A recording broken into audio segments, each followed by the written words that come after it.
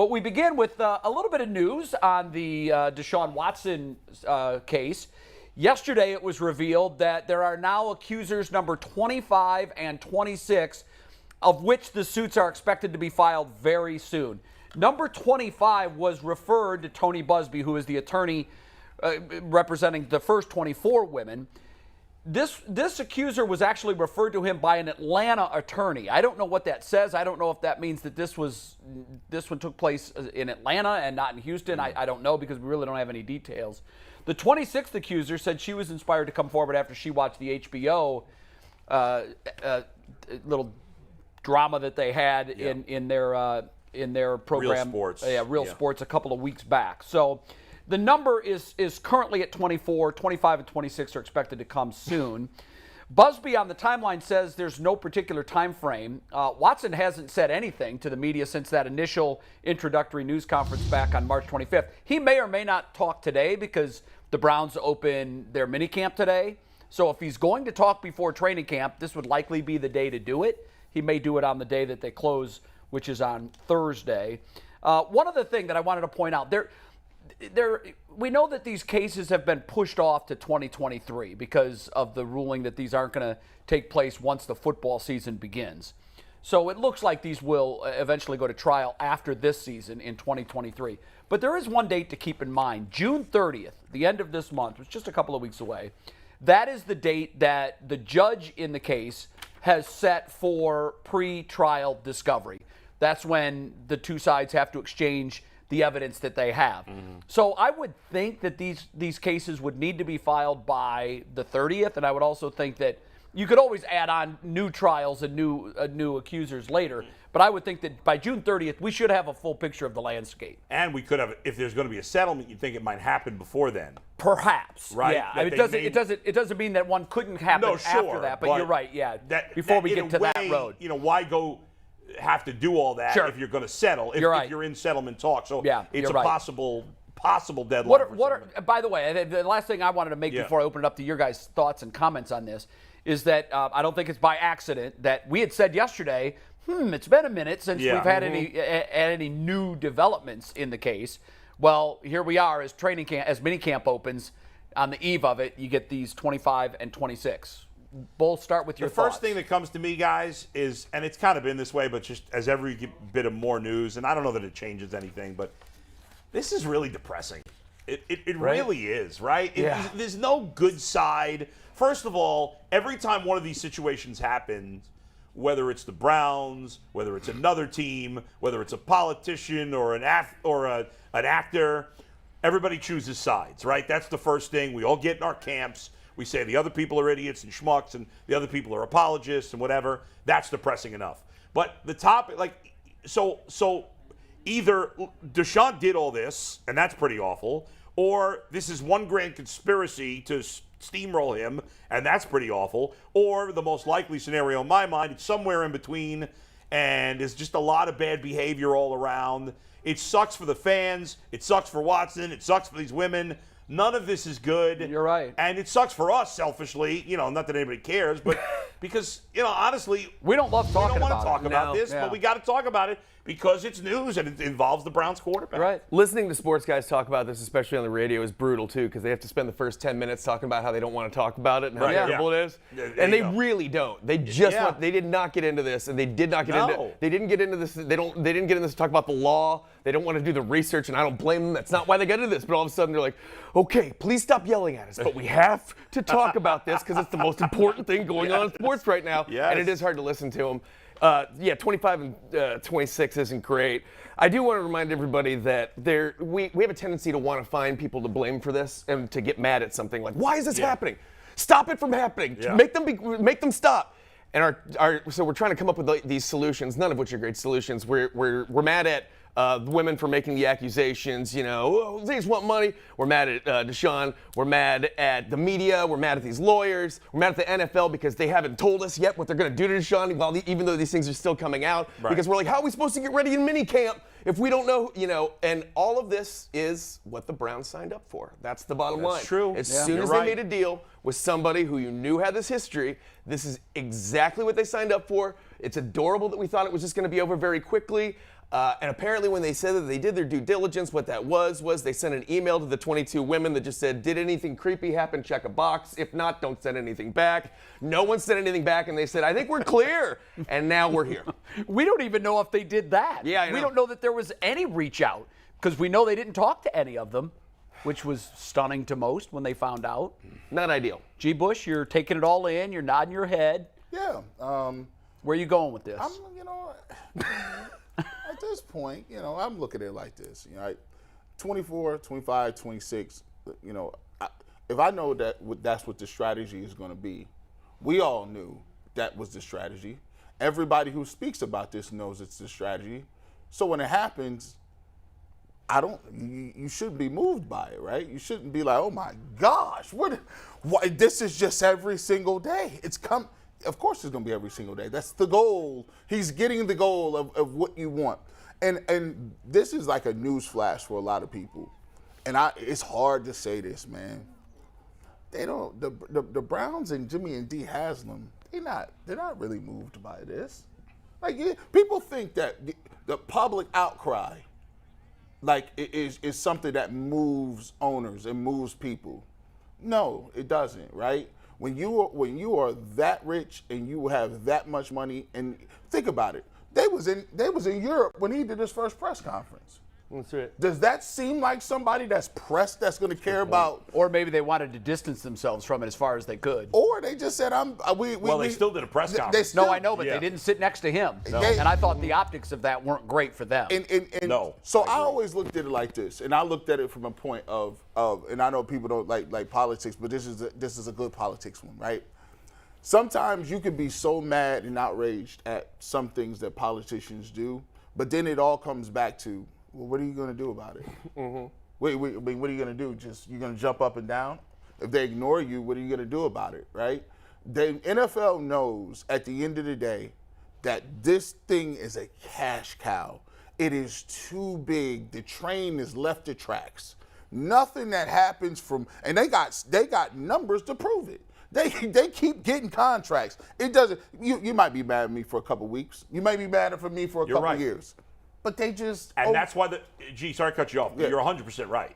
That's why the Browns made this trade. Because they know that unless Deshaun Watson goes to jail, he's eventually going to be allowed to play. And 99% of the fans will still watch the games. And they're not going to lose. They're not going to lose significant amounts of people because we've seen it time and time again when other guys have gotten into trouble. Now, the numbers of how many cases may be higher.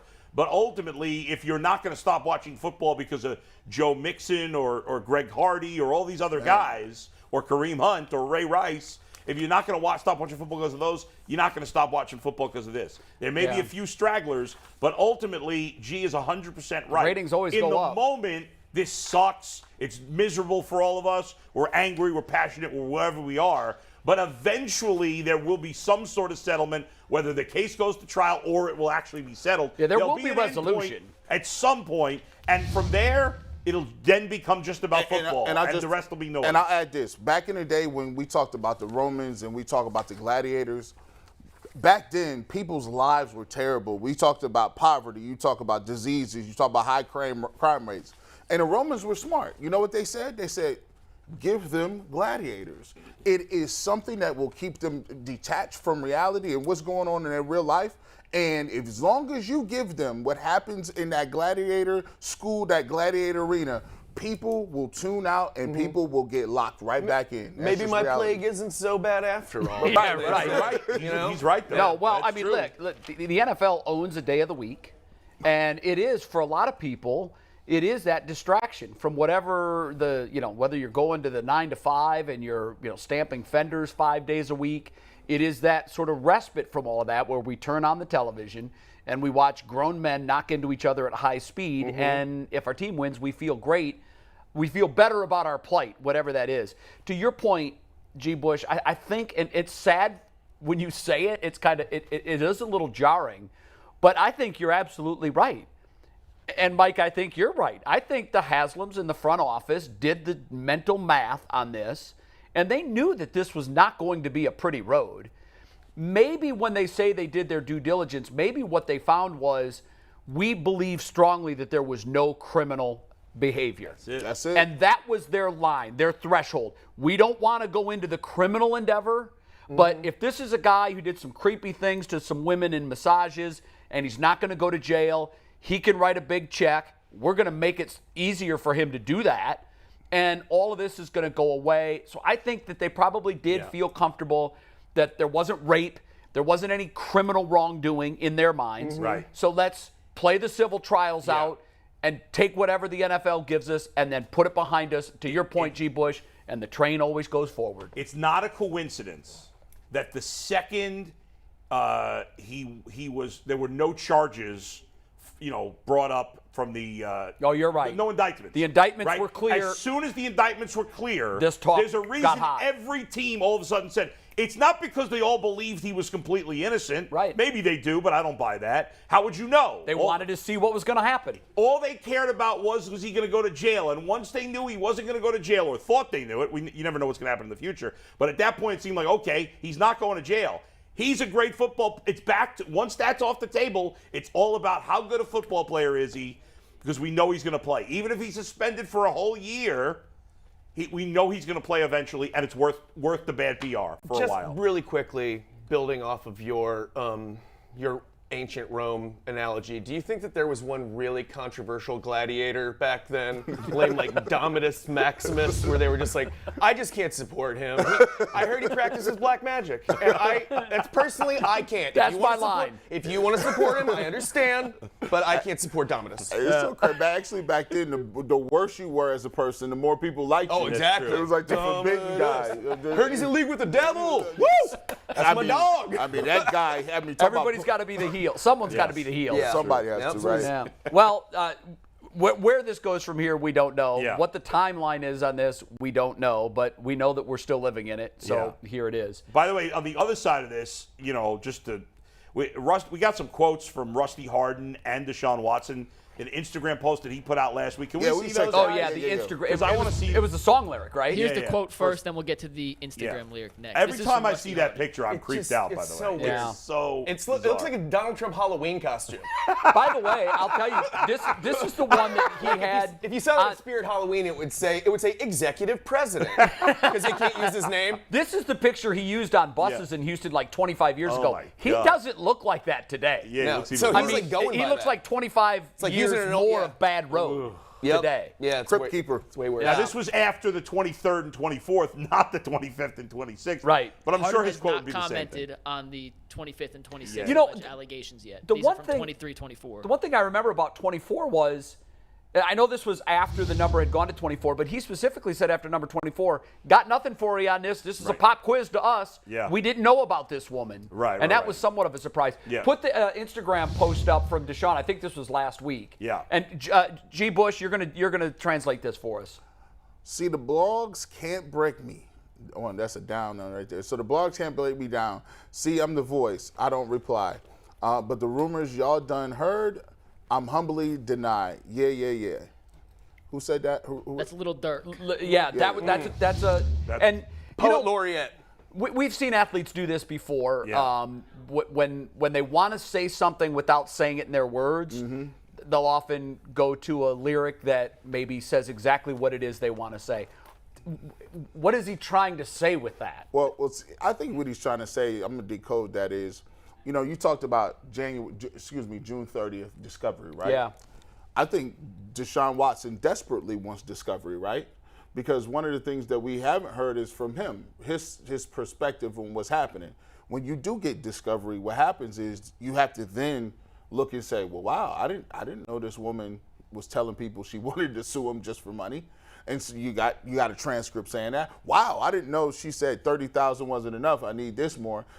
So you'll start to hear some of the things where it's kind of alarming. Like his stuff came out first, right? And so when you get the sexually explicit, details of it, that shock factor hits you tough. But I think for him, he desperately wants his discovery, because then there's always two sides to the story. And one of the things that'll happen is both sides are trying to discredit each other in a civil case. So he's going to have some stuff that's going to try to discredit what they're saying, or make them look a little salacious and make them look like they're out to just get him. And I think it's like say for instance, you're getting punched in the face, right?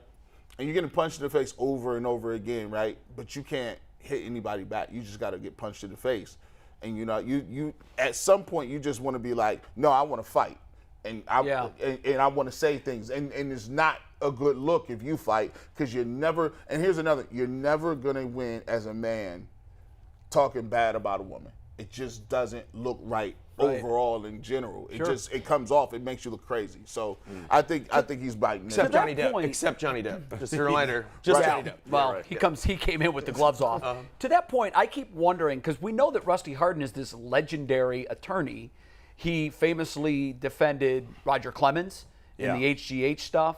And I just keep looking at what we're seeing, because last week he came out and opened the Pandora's box of, well, he never paid for sex, which was like this oddball comment number 700.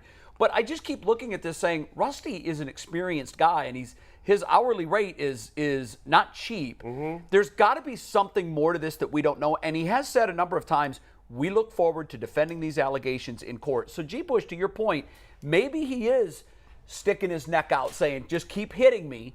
But when the bell goes off and I'm allowed to fight back, I'm taking the gloves off and I am going to fight back, because that's when he can start to address these individual charges with specific responses to these specific allegations. And you're right about some of the discovery that we're going to see is not going to be flattering to some of the women. We already know that. So if Rusty is playing the game where the one who speaks last has the loudest message, then maybe he is playing this smartly, and maybe once he throws his stuff out there, we all might say, wow, he stood in the corner and took it for months, but now we see more to the picture and we change our minds. I think in the end, it's going to be, in a civil case, it's not a jury trial, right? Or is it? I don't even know. I think it can be either, but I think this one is going to be a jury. I think it's up to the defendant to decide. If you had your gavel in your hand right now, you I know know it's going to be hard ultimately for 12 people to be convinced that Deshaun Watson is completely innocent and this is made up when it's 26 accusations. Well, you have to Fair also, or not. but you also have to find, if it is a jury trial, we don't know, we're not law experts. If someone's watching us and they know for certain, let us know. But you also have to get the jury to be convinced that, on both ways. I would love to have a lawyer or attorney come on and say how they would go about picking the jury. At some point we need to do that. Like We've talked about it. How do they pick those guys? I hope it doesn't come to any of this, because I hope it settles this. Yeah, I know. We want to talk touchdowns, not exactly. courtroom procedure. All right.